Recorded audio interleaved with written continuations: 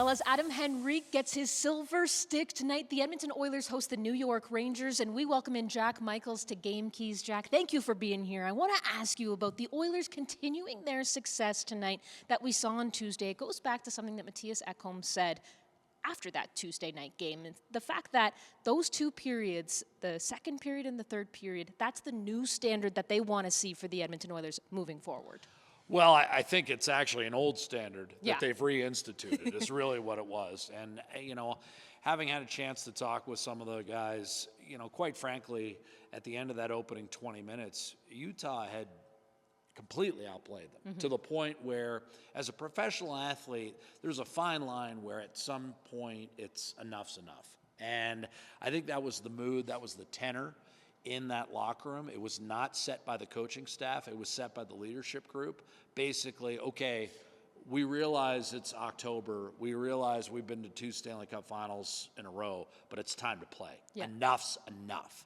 And I think, my experience with professional athletes is there's a point where they start to feel embarrassed. And Utah was outplaying them in their own building.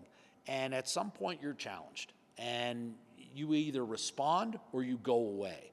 And the Oilers responded the other night. And I thought as that game moved along, they exerted their will to the point where Utah, a club that's still learning how to win those elite games against elite opponents, I think 2 things happened.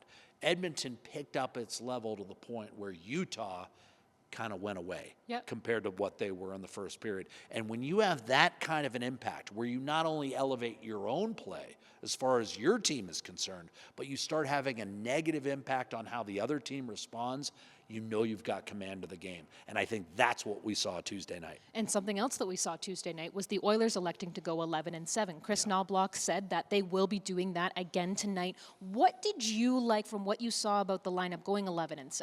Well, I think Chris likes the flexibility and the malleability of his lineup with 11 forwards. He does not have an issue finding 11 forwards equal ice time. In other words, elevating your 10th and 11th guys, maybe like a Tomashik, a Savoy, a Howard.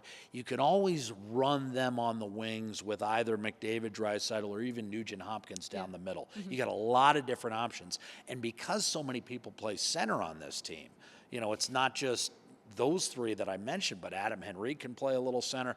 I mean, so you've got a lot of guys that can kind of flow. And when you're looking for offensive prowess, and let's face it, 9 of the first 10 games, the Oilers didn't get over 3 goals. When you're looking to get in a rhythm offensively and start cashing in on chances, I think the more people you have in the game, the better. Now, the flip side is the D don't like it. Yeah. But, I think at this point, that's a trade Chris Knobloch is willing to make. He's got some defensemen, remember, and Ekholm's included a little bit. He's got Jake Wallman coming off, an injury. So still has some guys getting up to speed.